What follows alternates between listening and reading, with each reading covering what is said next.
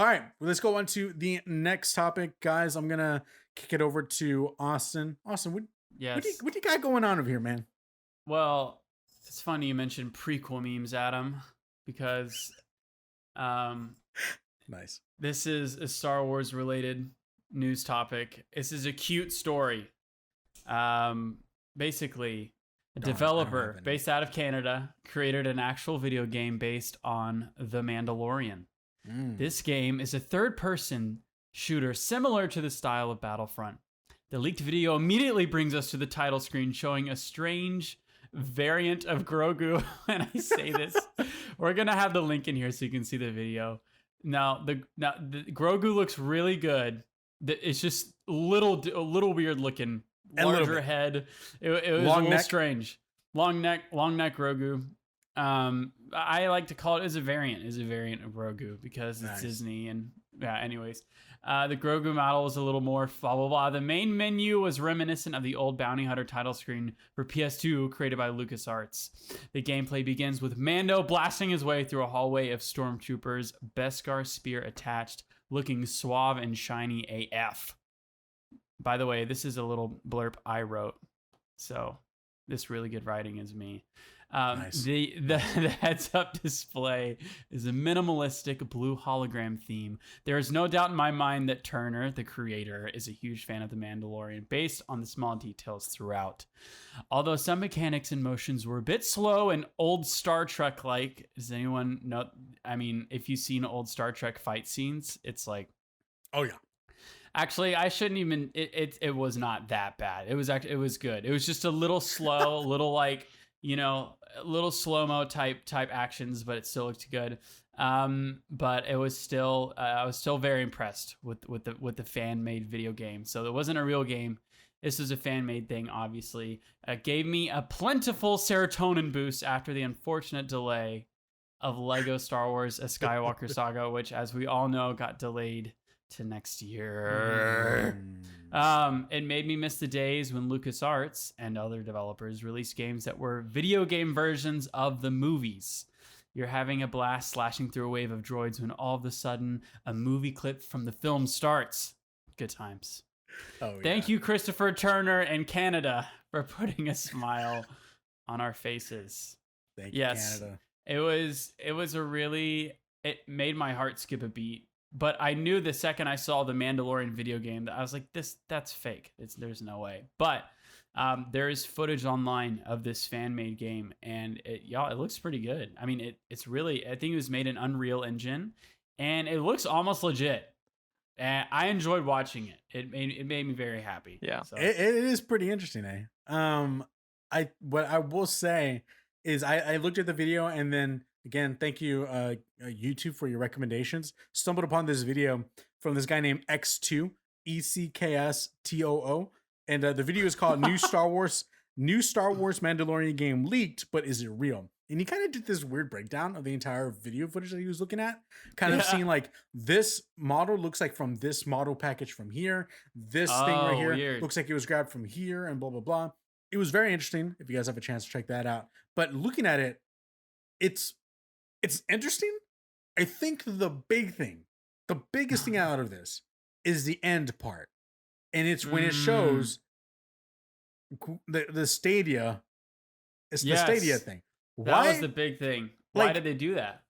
I don't know. What's so crafty about this is if this guy's fake, I have to literally give him a round of applause for that. Yeah. Because to actually think to yourself, I can't use PlayStation or Xbox or Nintendo because that's too big of a dead giveaway. Let me just do Stadia, because why would someone think to themselves, why would someone leak this? This has to be real, right? It's a smart move, you know? It definitely caused, I mean, it did come out that it was fake, and it was a split-second thing too. Like at the end of the video, it's as if you were to hit the Stadia home button and the little thing were to pop up to the side.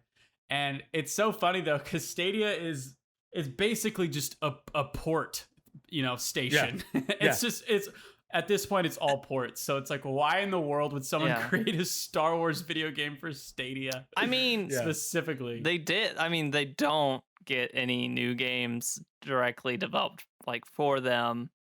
anymore. But Like they they were. shut that down, but they were Not like anymore. They there were. Stadia dev kits out in the wild? Like, do people Oh, that's I have didn't think about Stadia that. dev? Like, maybe that's what he had, and so like that's what he made it Maybe. with. It's so Yeah. interesting hearing people think about it and talk about it like, oh, that's fake. Fake in what regards? Fake as in like this guy really developed a game, but it's just not licensed, so like he won't That's true. ever It's be not able a to fake. publish It's it. an actual game. It's a real game. You Right. can play it. Exactly. That's Yeah. my point. And so people are calling it fake. And I'm like, I mean, it's a real game. Like, It's that's legit. bad disrespect if this guy actually developed this. Like, that, it's, We need to invite it's him on. clearly unlicensed. It's We clearly do. like a single person or like just a couple people. But like, if Yes. he can make a game and not publish it or sell it, he can just make the game to make a game, and it's a real game, and he could share it with his friends. Look, I made this game. He could use it in his Yeah. portfolio. Look, I made this game. There's True. lots of different options around that, and so True. I would only consider it fake if he literally, I don't know, basically like vertical sliced it, right? Where the entire thing looks like you're actually controlling and playing, but really it's just Yeah. a cutscene that looks like gameplay. That would be Absolutely. that would be the only thing Yeah. where I would say, oh yeah, that's fake. But outside of that, I'm like, No, it's yeah. just an unlicensed fan made Star It Wars is. game. It's a real game. And Chris Turner, listen, if you hear this, I would love to play Oh, he it. listens. Yeah, I'd love to play it, Chris. Chrissy boy, yo, send it over. I'll play it. I won't tell anyone. I promise. Yo, Chris I just need a Star Wars video game. Dang it! I need something new. Yeah, I gotta try to figure out how I can hit him up. It's interesting. And Adam, I do agree. It's one of those things where, like right now, when we see with Dreams on the PlayStation, and people are actually Mhm. making these amazing looking things. Sure, that's not a quote unquote a real game that's going to be released, but man, it looks good on your portfolio, And so True. Yeah. for him to show something off like this, one, I'm kind of like, man, it actually looks pretty good. Like, if anything, it looked like it was in a very, very early alpha, like not even alpha, man. It's still Mhm. being worked on, True. And there were some animation things here or there that needed to be fixed. I guess for me personally, I mentally in my mind, I couldn't justify the reason why LucasArts would want there to be a Mandalorian game. Because there's Yeah. already a series. It doesn't quite make sense to retell the story because the story's been told already. Yeah. If that makes sense. Would you guys disagree?